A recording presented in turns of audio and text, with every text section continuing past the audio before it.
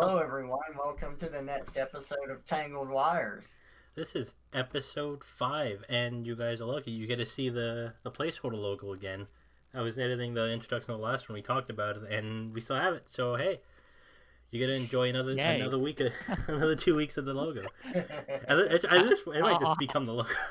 To no, make me no, edit. no, no.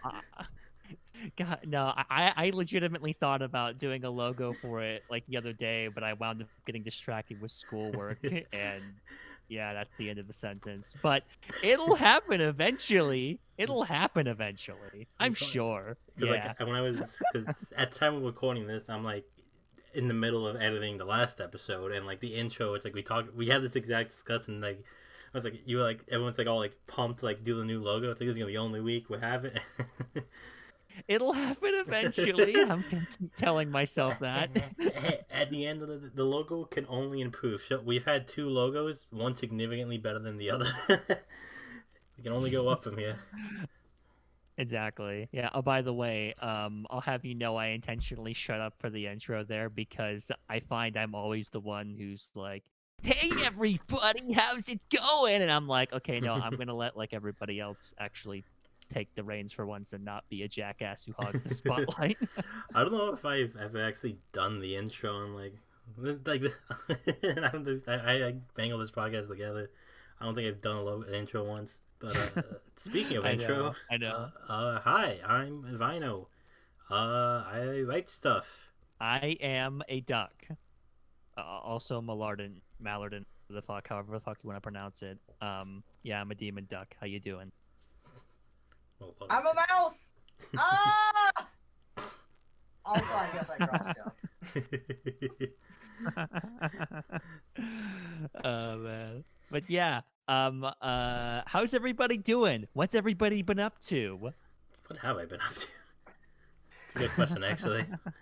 I've been going to school, going in quotation marks. That's really all I've done with my life. How is that Bullshit. working? How is that working for you with COVID and everything? What's your school doing? It's Everyone's handling it differently. pretty much mine is just Zoom classes. One's like, excuse me. There's like two which are just online webcams, and one's just do whenever you want to do it, which I greatly prefer because I don't like going in person class. I vastly prefer online. So like when it was going on, like I'm taking as many classes as I can to take advantage of this. Yeah. Well, like I was calling bullshit because I was gonna say that me and you Oh yeah. were doing that collab thingy mabobber, but we can get into that later on maybe. I'm in the exact same boat as Vino, where like I have one in-person class, but it's a weird thing where there's like 7 people to a classroom and everybody gets their own table, so the whole social element pretty much goes out the window. It's all just, oh hey, let's just be in class together and try to emulate this as best we can. But it's yeah, it's weird. It's really really strange. Yeah, the whole thing's funky. Did any of you go see that Tenet movie in theaters? That Christopher Nolan movie? No. I don't know what Yeah. that is, so.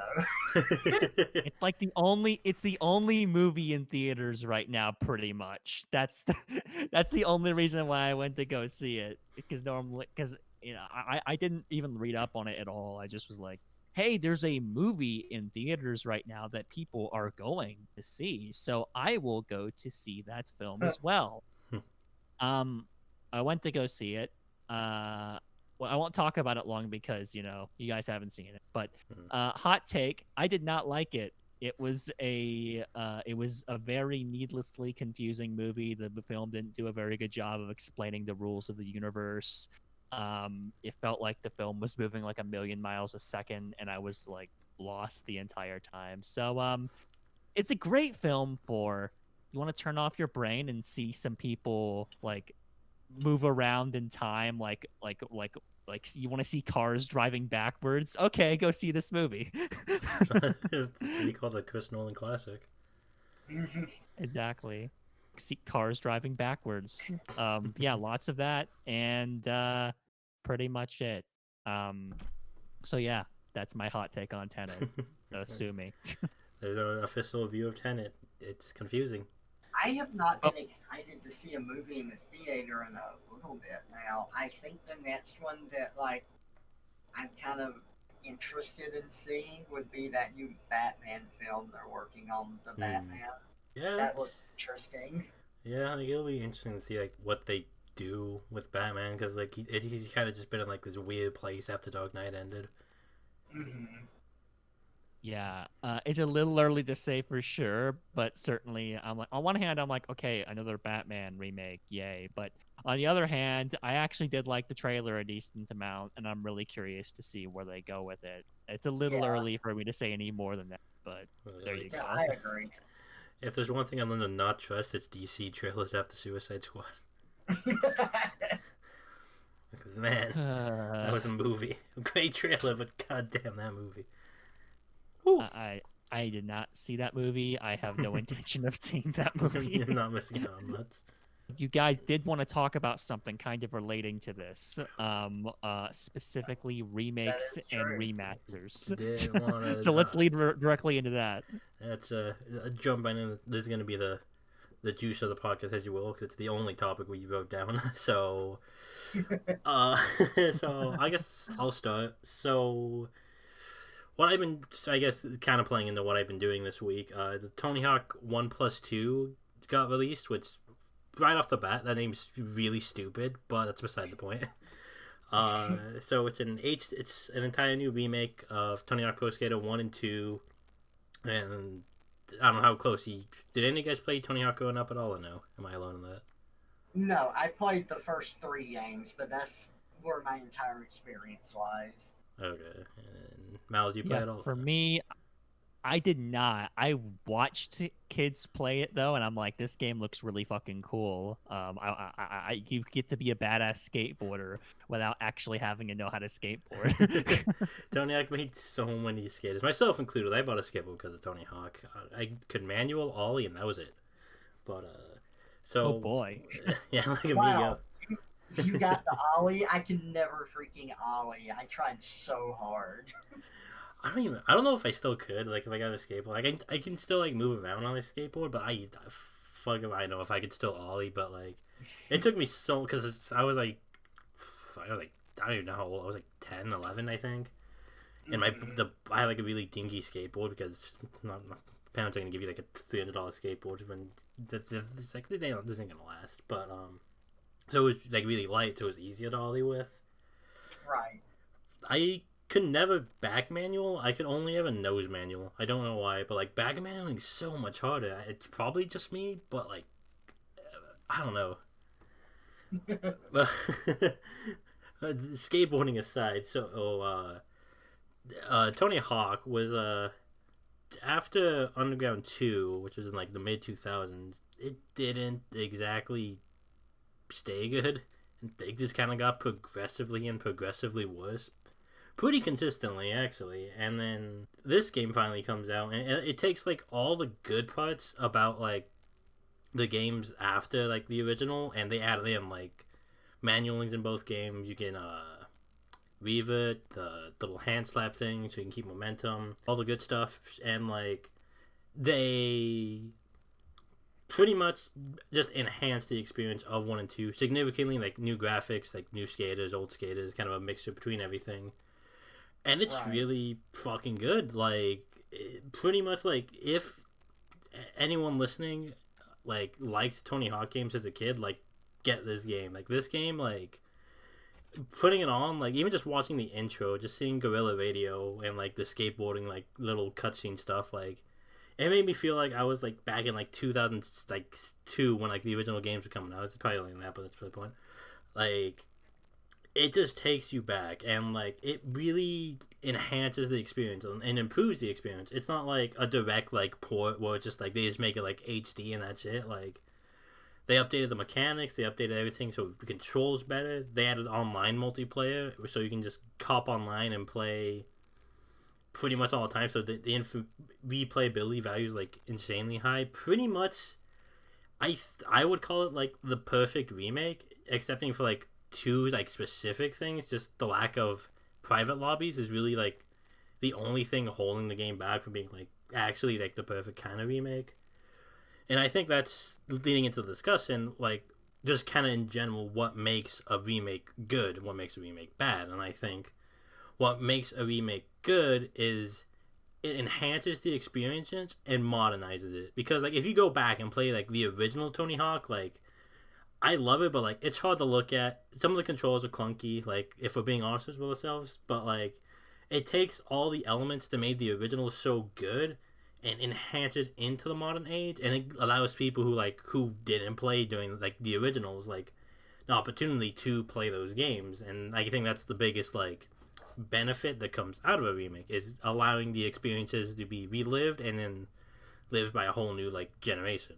Yeah, I think the iffy thing with a remake is you mentioned the modern element and how you want to essentially maintain what there originally was and also modernize it. Right. I think the big question is where that line is drawn and what you prioritize, because essentially you're dealing with spec sort, right? Where Right. you modernize, like, what is modernizing something? Okay, modernizing something could be, okay, the entire framework of it was outdated, let's completely freaking do it. Or it could mean, a great example of this would be like the Ratchet and Clank remake they did on PlayStation.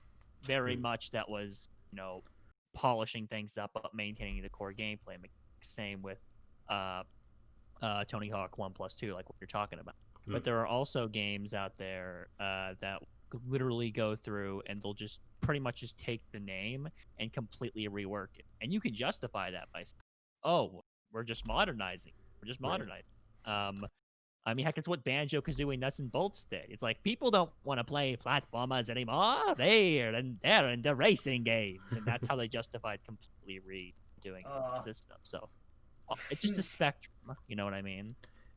Yeah, like I think like the important like distinction of like between something like nuts and bolts and like something like what you said, Tony Hawk Pro Skater 1+2 and Ratchet and Clank. Ratchet and Clank. I don't know. I knew it was something PlayStation. I was trying to remember. But like, I think that when like making a remake and like, I'm saying it's like developers are listening, but like when a remake is like being made, it should look at okay, like we have this engine, we have this idea, we don't want to stray away from that idea, but we want to make it like smoother. So like when I say like modernizing, I don't necessarily mean like changing the mechanics of the game, like nuts and bolts or something like. I'm trying to think of a good example. I want to say that Ratchet and Clank remake they did. I never played it, but I didn't hear great things about it. But like I loved it personally, but but like I'm trying to get at why I showed that as a good example, aside from my bias, is the fact at the very least they stayed true to the basic formula of the game and the basic mechanics. You could argue that they changed things up differently, but I do think even if you're not a fan of the game, it's hard to argue that they weren't on the right track. Right, for a remake to be good and not like a less, I don't know why I'm wording this so weird. Like for a good remake, it should have like the core of what made that game good and smooth it out for the modern age. I don't think like games should be like completely like 180ing the format of it. Like even look at something like when New Super Mario Brothers came out, it was a remake of the original Mario Brothers, and like it's the same game but modernizing where like the graphics are improved. There's like they add more content, but like at the core of like what made that game good is there, and like they don't change like the gameplay formula. They change things around the gameplay formula rather than the formula itself. It's time for Mal to play devil's advocate. Are you ready, everybody? Oh The boy. demon duck's about to play devil's advocate. But the question is, what does make a game good? Because if you ask a person what makes a game good, what the best core component of experience is, you're gonna get different answers from different people. True. Like good has its own. It's subjective, and like this is a subjective conversation at the end of the day. But I think this is just something more exclusive to remakes in particular, just because like it's a matter of like keeping the spirit of the original game while not just being a copy and paste of that original game. Yeah, I think saying like you want to get the spirit of it is a great way of summarizing it, just because of the fact that, you know, I guess I can't outright say this because I'm not a developer, but I imagine like, maintaining character designs and trying to maintain personalities is a little bit easier to pin down than specifically gameplay mechanics. Right. But no, no, I totally see where you're coming from. It's a tough job to know what people like and what people, necessarily didn't. So I guess I gotta give props to game developers for that regard, for trying to figure all of that crazy shit out. Hey, and it's funny you bring up New Super Mario Brothers because I feel like New Super Mario Brothers has stagnated the 2D Mario games I like do more agree than with that. anything. They're so. I did not like the first New Super Mario Brothers. I did like the one on the Wii. Hmm. However, like as a modern evaluation, I don't know. I'd have to go back and play them. I just remember as a kid, I liked the Wii version. The first one I didn't like so much, and then they kept releasing the same thing, and it got a Yeah. little annoying because between Super Mario Brothers 1, 2, 3, and Super Mario World, they are all very, very different games. And Yeah. I understand you have the whole thing with Super Mario Brothers 2 actually being another game and whatnot. But still, they all have very unique takes on Mario, but they stayed true to the formula. New Yeah. Super Mario Brothers Wii goes back more and tries to, I guess, stay true to classic 2D Mario, but it doesn't feel like it takes any risk or does Yeah. anything super memorable. Yeah, like I 100% agree with that about like after New Super Mario's came out, like the original, like Nintendo just kind of like if you like just put like in front of someone like any of like the new Super Mario Brothers, like 1, 2, the Wii U, all those, and just put them on a random level, odds are like unless they know like this like special mechanics and like that one item, power up item or whatever, they're pretty Mhm. much not going to be able to guess what game it is unless they physically know like, oh, I'm playing two, I'm playing Wii U. I do think the Wii, like the only like memorable thing for me, not to say the game is bad, I did enjoy the Wii game, but I think I also enjoyed it just for the multiplayer aspect of it, just like the couch co-op aspect of it. I think that the issue with New Super Mario Bros. As a series is just there's no originality, like you said. Like there's just nothing distinguishative about any of them. And it kind of replicates, or it kind of showcases, I should say, a trend that Nintendo just has had with their games in general, I'd argue. Same with Mario Kart. Um, very, very safe formula. People will consistently pay for it. People will consistently buy it. So even if it's, repetitive, I mean, when you're dealing with capitalism, what you want is you always want to make sure that you're going to have the highest odds of getting profit. Right. And I mean, they wouldn't keep making, this is the bottom line. They wouldn't keep making the new Super Mario games, the same sort of format, Super Mario 3 World, 3D Land, or whatever. They wouldn't keep making them if people didn't keep buying them. Yeah. That's that's the bottom line. So in my mind, I think the best thing you can do to really combat this is if, say, Nintendo releases another 2D Mario game that is in the same format of New Super Mario Brothers, whatever. If Hmm. you're like not really all that interested, don't just buy it because, oh hey, yeah, maybe it'll be fun for an afternoon. No, only buy it if you really really want it, because otherwise you're communicating to Nintendo, oh hey, make more of this, please. You have to vote with your dollars. Right. And And I, okay. I agree with that completely. The thing is, like, I don't know, the way that things are now, I don't really expect my non purchase to have any sort of effect, but I'm still not going to buy something if I don't want it. Hmm. I get this more from indie developers now because indie developers are the small ones and they're people that are passionate about making games and they make them because they want to make them. Hmm. However, the sad thing is that's where Nintendo used to be. So you grow up with these companies, and these companies are people that make games because they want to make games. Of course, they want them to sell, they want them to do well, but they're making them primarily because they enjoy making them. And now they've become more of a business as they've grown, and I miss that aspect of it. When you grow up with something and you like it, it really sucks to see them become more corporate or more business oriented rather than making games because they want to make fun games. Right. Because a lot of it comes down to when you're first starting any kind of business, there's a risk involved. So the whole philosophy is, okay, well, if there's a risk, let's just make something that we think is cool. Let's go out on a limb because we're already doing that anyway with this company. But once you do get submitted and you're like, hey, we have a brand now, Nintendo. Oh, we have an Italian plumber that people just love. Okay, let's keep giving them more of what they want. And in the Mhm. beginning, you're taking a risk by default. Yeah. But going forward, that's again, you don't have to do that anymore. So why would you? It's a tough freaking situation because of that. But at the same time, consumer like us, you want them to take risks, even if it's not necessarily, you know, beneficial for them monetarily. That's just the tough call of it all.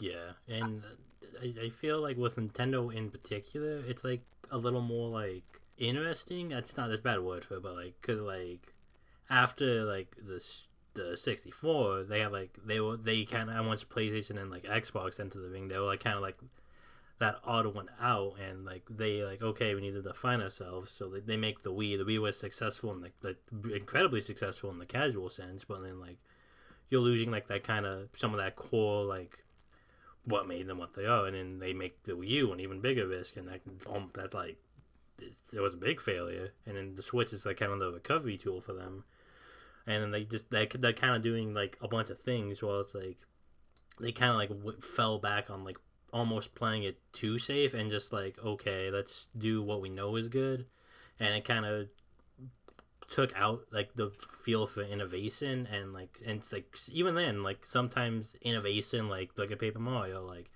they want to innovate it rather than keeping it to like why people liked it, and now it's a lot like almost I don't want to say hated, but a very Paper Mario makes me sad. yeah exactly. Yeah. And then you look at something like, but then at the same time, innovation works. Like you look at something like Mario Odyssey. It was one of the best 3D Mario games ever, but there's all this like muddled mess in between all that. And we don't want to get too far into Paper Mario because we dabbled in that a lot last time. But at the very least, yeah, it just goes to show. Like I think if there's one thing you can take away with this, it's just vote with your dollars. Like I said, vote with your money. It's the same reason I've talked about this before. Why Nintendo is never going to make another F-Zero game, or if they ever time, because the believe. fact that maybe, but like because if they ever get a cool idea, they're just gonna put it in the next fucking Mario Kart. Why wouldn't they? Put it in Nintendo Land 2, baby. Sip it out. Okay, yeah, Nintendo Land was actually a pretty fucking great game. Like, I'm gonna be honest. I love have petty hate for Nintendo Land because of that F-Zero game. It's incredibly petty, but it's because of that F-Zero game. I hate it. Goddamn. I'm very petty about F-Zero. Yeah. He's been in I more can't Smash fully Brothers judge you game, for that. people. How is that right? I can't fully blame you on that one, man. Because that's that's the only F-Zero game you're ever gonna get, man. That's the only one you're ever gonna get till the day you die. I have maybe. that and the 2 levels from Mario Kart 8. That's all I have that tide me over. They were good levels too. That's the worst part. I'm holding out for Hero. It's coming. You heard it here first. A year and a half from now, Donuts and new F-Zero. I'm dropping the prediction. I'm dropping it here. It's happening. Year and a half. Year and a half. That is soon. I believe. I mentioned it before, this is the time frame for Nintendo to make a new game that people like. Every other obscure series like Metroid Prime, that hasn't been relevant since like Metroid Prime 2, because 3 sucked, I think, from what I heard. I feel 3 was the bad one, the one that after was the bad one. People hate 2 from what I know. I liked all of them, but I do think 2 falls into the category of being the most redundant one. I like 3. I might be thinking of Other M. Because I know a lot of people hated Other M. Yeah, I think you're thinking of Other M, because I haven't heard like ton of stuff about like variation between the specific Metroid Prime games. Other M was very divisive because of the fact that, despite the gameplay, the story of it was just so. Even the gameplay was different than like a lot of other Metroid games, but like the story is what people really latched onto to make fun of it because this kind of it's very stupid and it's very memeable, let's just say. It's like Metroid Prime's coming out. They got a new Bayonetta, no more heroes. They got Pikmin 3. I like every like character from Smash Brothers has gotten a new game except Captain Falcon. He's like the only one who has not gotten a new game. It's his time, Yeah, I I believe. feel bad for Captain. And we just got a cutscene of him eating noodles.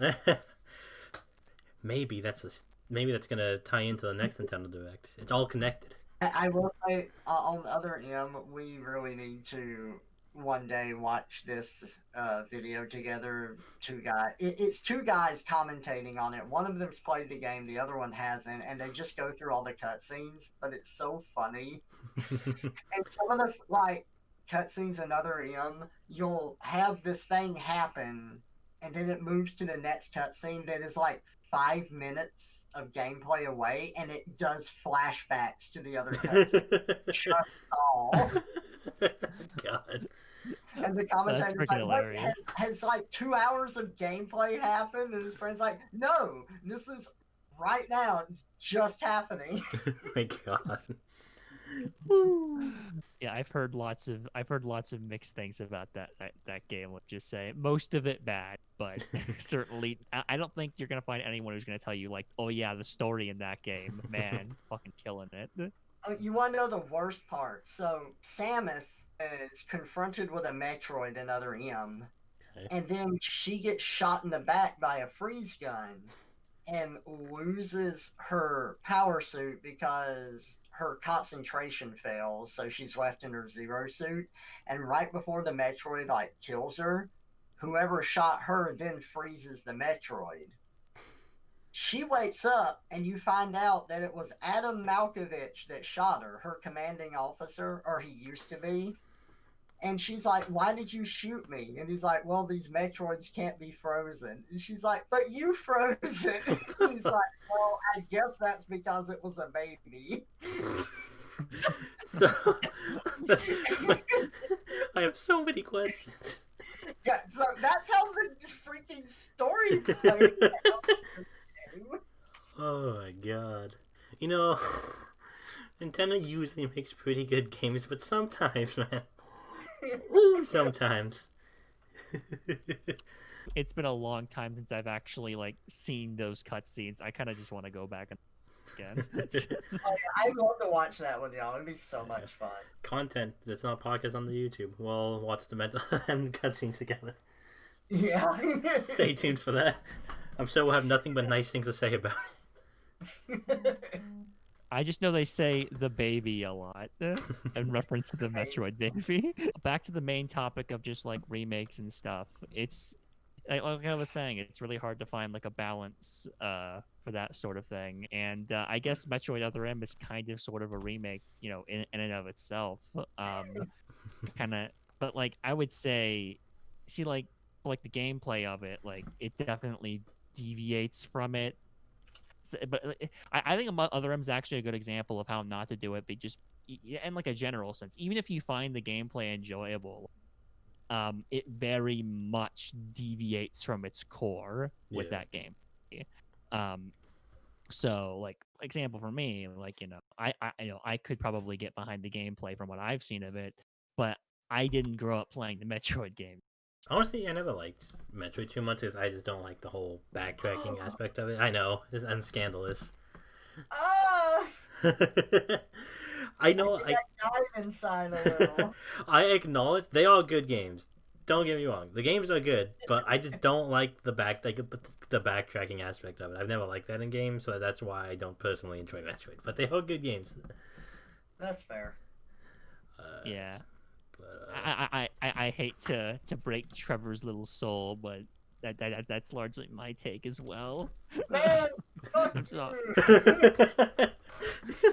you. I'm sorry. I'm sorry. Look, there's a good chance that like at some point in my life I'll sit down and I'll legitimately like force myself to like get through them because a lot of it admittedly comes from the fact that I just didn't grow up playing them because I had very strict parents and they're like, oh no, anything that has like a dark setting is like a no, it's evil, it's Satan. So I didn't get exposed to it growing up versus if I had, my opinion would potentially be very different. So I You might know, change it up a bit.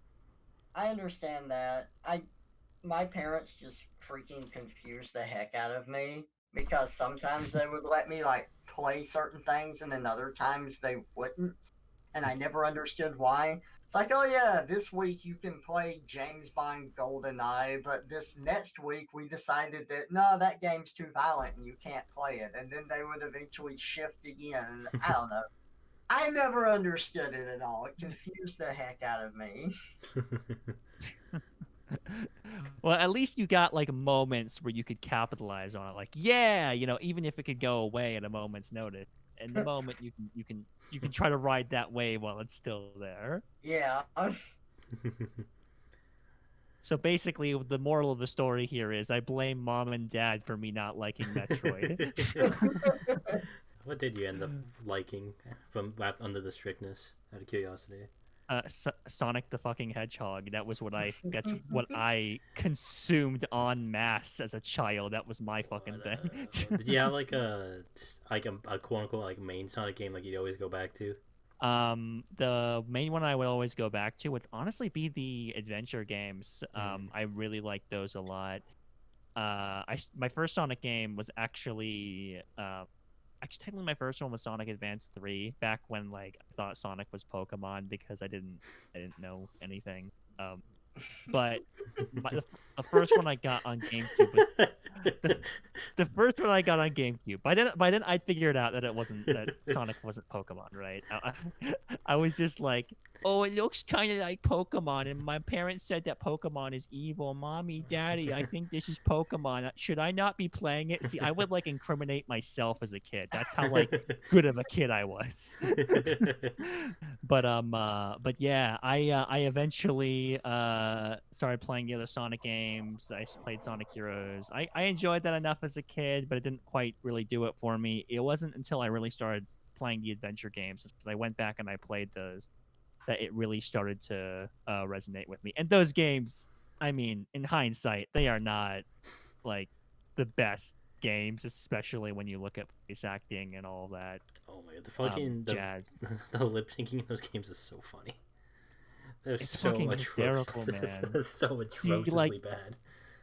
If like even kid me knew that it was bad, like even as a kid I was like, this isn't quite right. Like what's going on? That's how you know, man. That's how you know. God damn, like I think 2 holds up. I don't think 1 holds up that good. I think 2 still does, but 1 a lot less so. My only experience, I played some of Sonic Adventure 1, but my only like real experience with that game, like spending time with it, was I played the demo disc that my uncle had as a kid. Otherwise, I just played Sonic Adventure 2, really.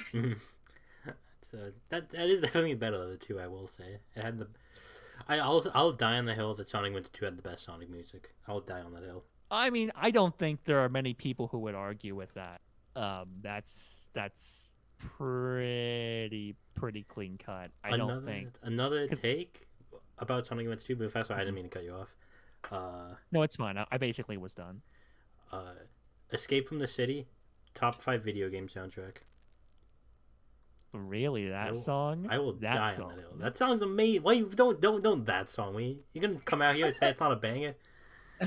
I love that song. I mean, here's the thing.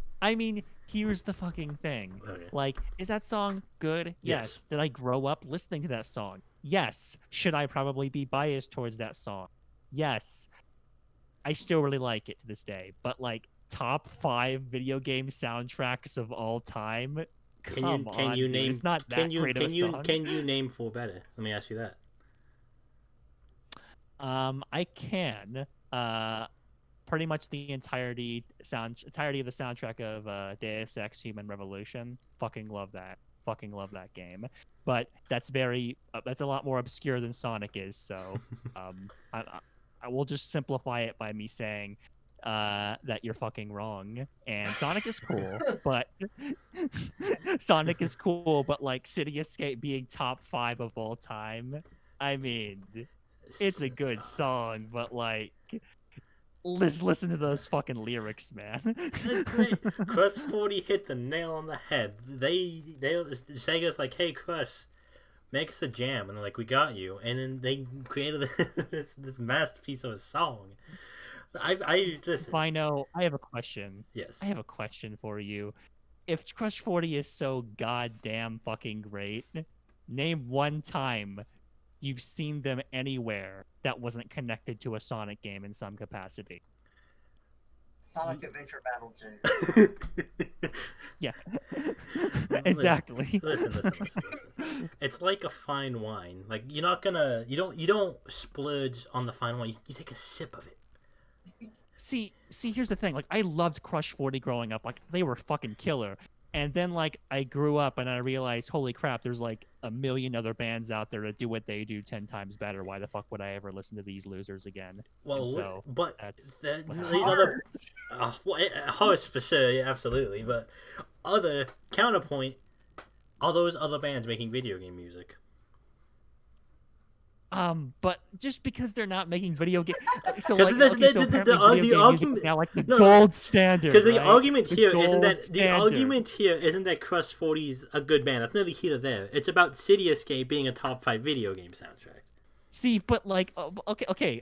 So you need to make a better argument then, because you're trying to argue that video game music, making music for a fucking video game, is like the gold standard. No, that's not what I'm saying at all. You are putting words in my mouth, sir. How does that connect?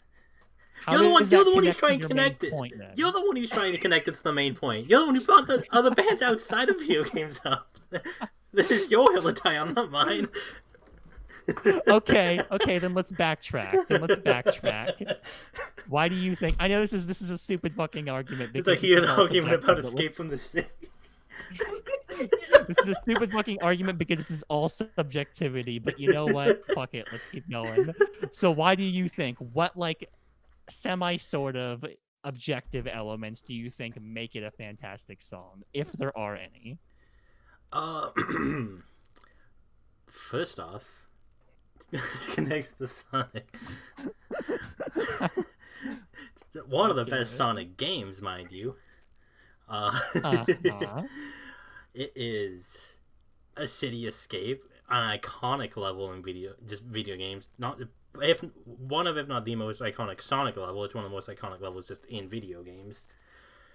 You got fucking the beauty of the. Let me pull up the lyrics real quick. Let's Escape from the City. It's on Spotify. Only bangers are on Spotify. Here we fucking go, kids. Here we fucking go. Are these lyrics not motivational? Can't stick around, have to keep moving on. Guess what lies ahead? Only one way to find out. Is that not motivation for the youth of America? The youth of America. And the adults. It hits both demographics. That's how powerful Escape from the City is. Okay. So City Escape is arguing. If you really want to break down the lyrics and you want to interpret them in the worst possible way, which is what I'm about to do because this argument's fun. They're kind of arguing that you should, even if you don't know what's going to happen, you should just go for it. I mean, there literally might be a cliff right in front of you, but you should just go for it because only one way to find out. You think that's a great thing to teach fucking kids? Yeah, how else are you going to learn how to take risks?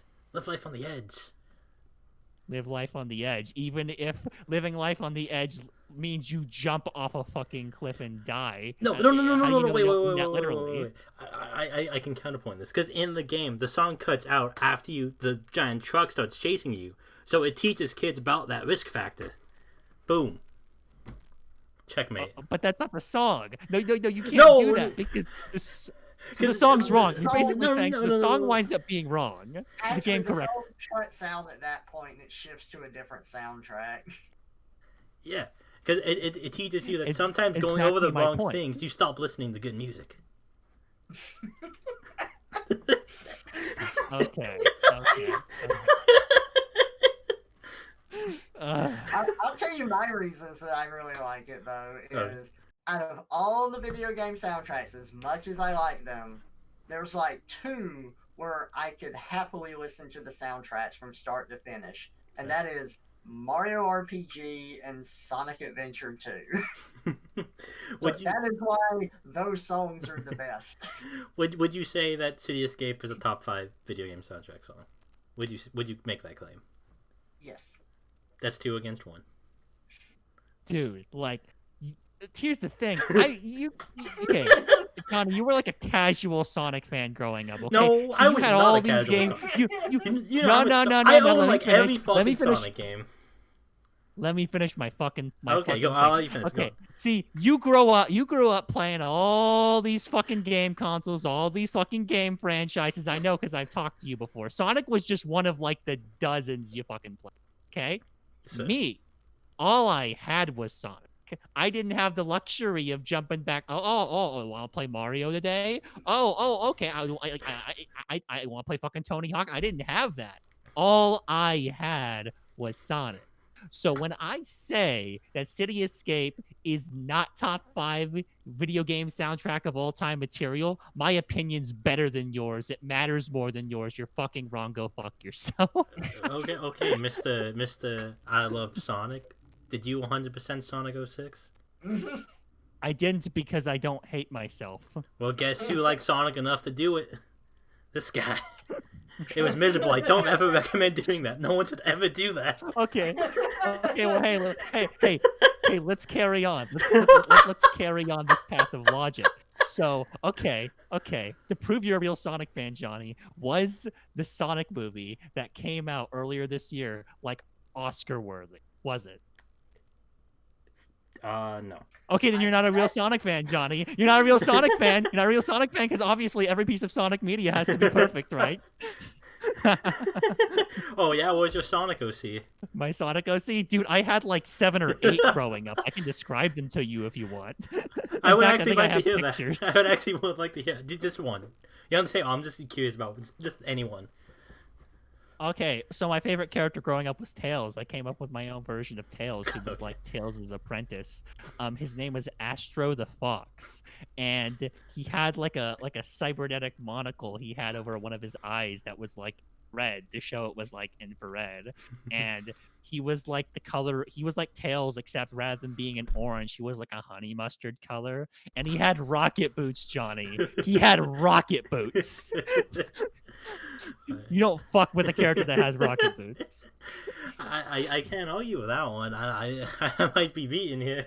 The bottom line is, though, I was a real Sonic fan because I had a multitude of Sonic OCs. Probably way more than you did, you fucking loser. You Checkmate. You got me there. I didn't have OCs because I didn't know what they were. I was on the internet when I was playing Sonic.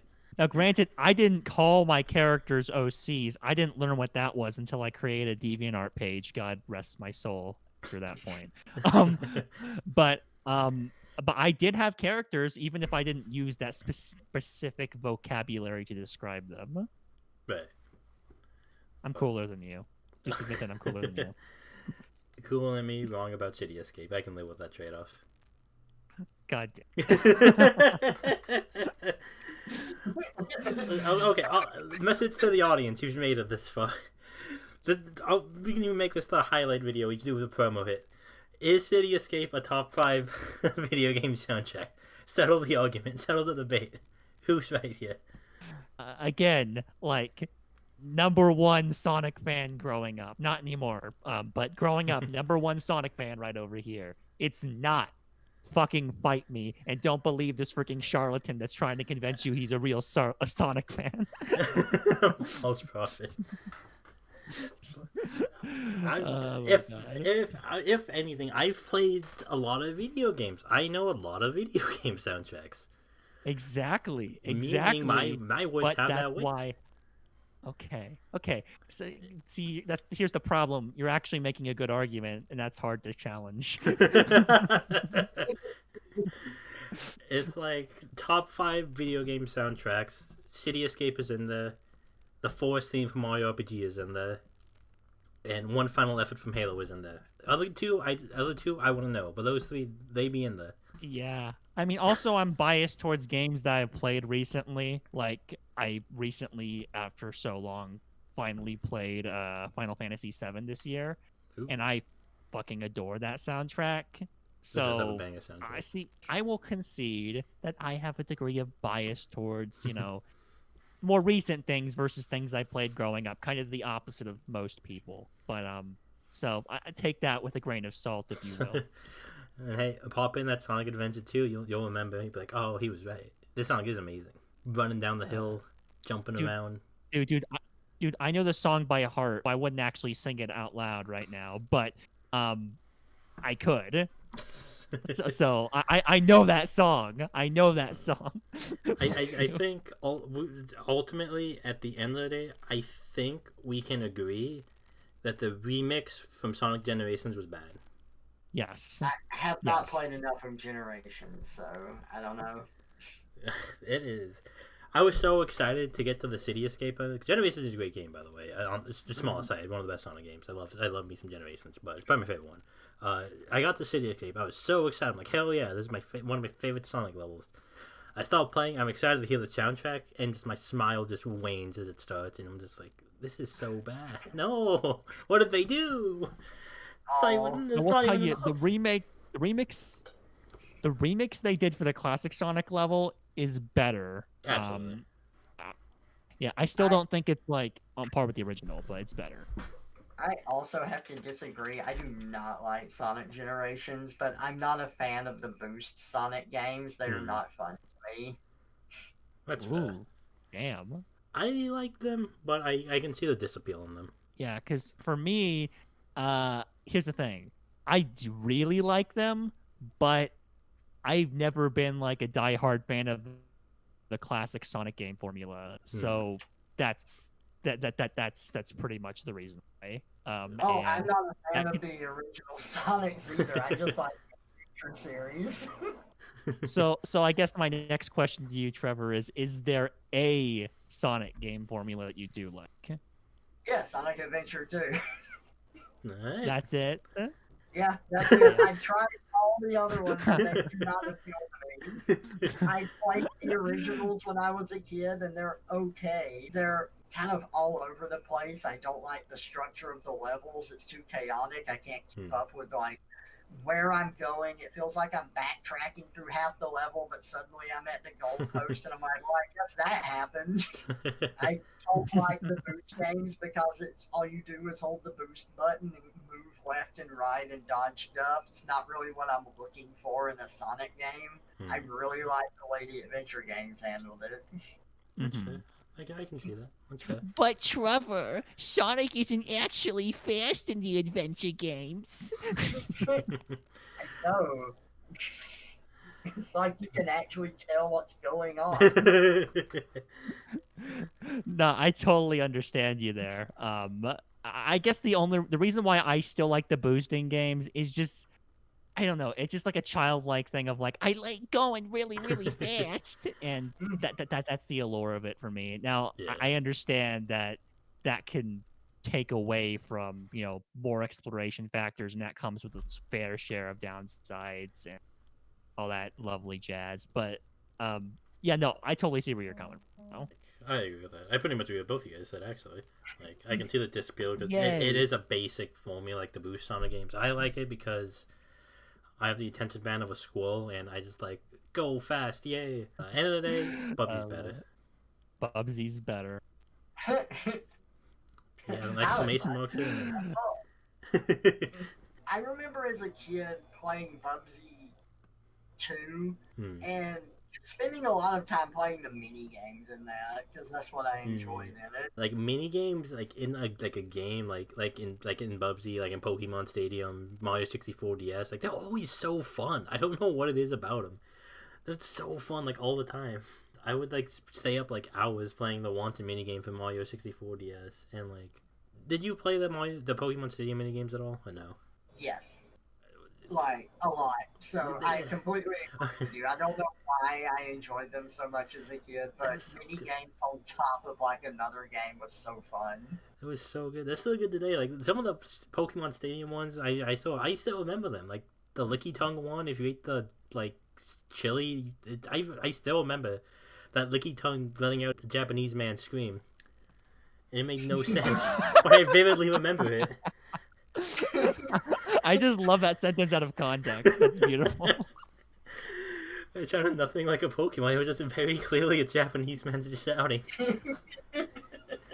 Well, speaking of nostalgia, you had a really good experience with Tony Hawk, and I've had a mixed experience with a game that came out recently that I played as a kid. They remastered it.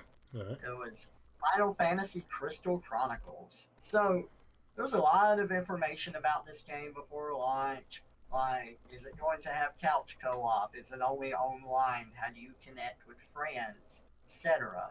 And there was confusing information surrounding it.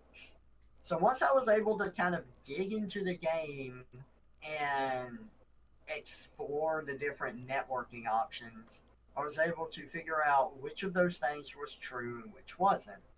So the game, unfortunately, does not have couch co-op. I do feel that this harms the game because the game, as gimmicky as the original game was, it was very gimmicky. You had to have a Game Boy Advance and a link cable, and you had to have at least two of those because you couldn't play with a normal controller if you were going to do multiplayer.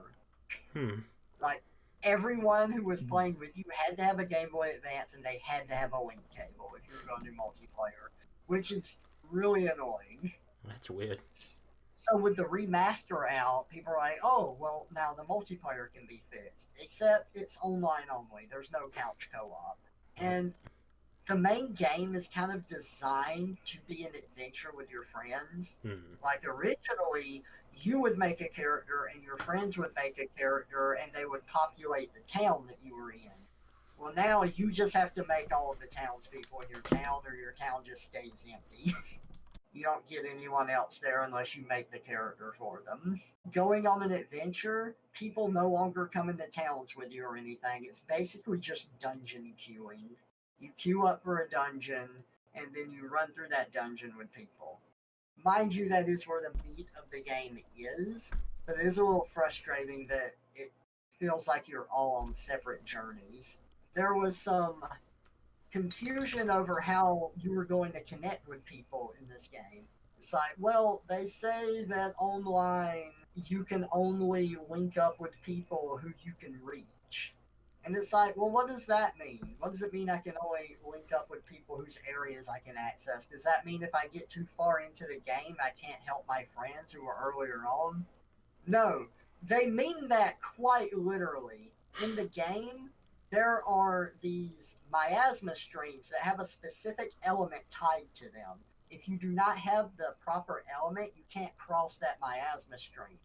If you are unable to cross a miasma stream and reach an area, you cannot help someone that is in that area you cannot reach. That is what it means. If you add someone as a friend, you can help them no matter where they are. It doesn't matter. That restriction is not there. It is a very odd restriction. But That's so weird. And going through the game now, they didn't start over with their coding or anything. They built on top of the existing game that was already there. And it really shows at certain points because there is some insane lag that happens whenever you look in a certain or the camera looks in a certain direction or it's loading into an area. It's lag that should not be happening on the Switch for a remastered GameCube game. I really feel like they should have started over and just rework the code from scratch. Like, the reason that there's no couch co-op is because it didn't work with the network code that they were making. And overall, I've enjoyed the game. It's actually been fun to play through, but it's really sad knowing that it could have been better. So I've been very mixed with how I felt about it. I have enjoyed it, but it's been very frustrating in other areas. Are there since you mentioned this is like an online game, and whenever I hear the or any kind of talk about online games, I immediately think of microtransactions. So, are there any in this game, dare I ask? There were day one DLC cosmetics. Yes. Sounds about right. Mhm, That totaled mhm. up to about 45 extra dollars. So you can buy the game for $30 and then there's $45 worth of microtransactions. That's in USD. So and they're cosmetic. That doesn't excuse them in my opinion, especially being day one. One of them lets you get more money from dungeons, Oh God. which is really frustrating. Wow. You can pay $5 That so that you can pick up more money.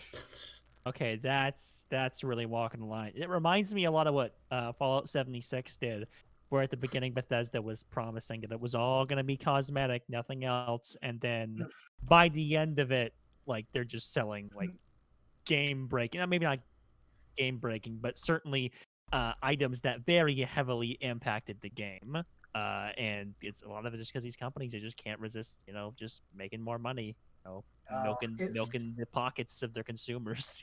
it's so frustrating. I do want to say this though.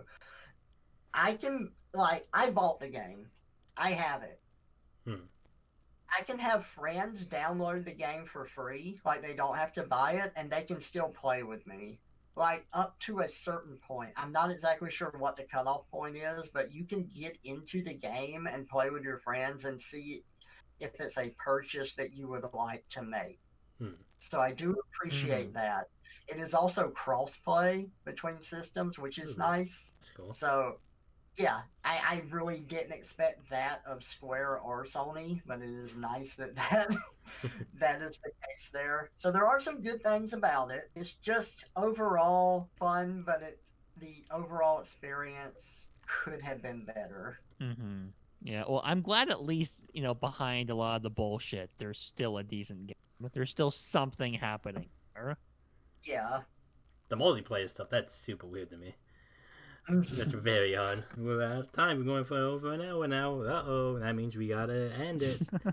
So, thank you all for watching. You heard some stuff about remakes and some arguments about music. Hope you enjoyed it. I did. I had fun. Did you guys have fun? Oh, I had definitely. fun. I very much had fun, and you are not going to dodge this fucking bullet next time, buddy. You are not. So, this has been fun. Join us in 2 weeks. Because that's when these episodes. I don't think we ever actually officially said it. Yeah, this comes out bi weekly, in case it wasn't obvious. I don't think you ever officially said that. Vino, just stop talking in the episode. Well, no, I'm not gonna.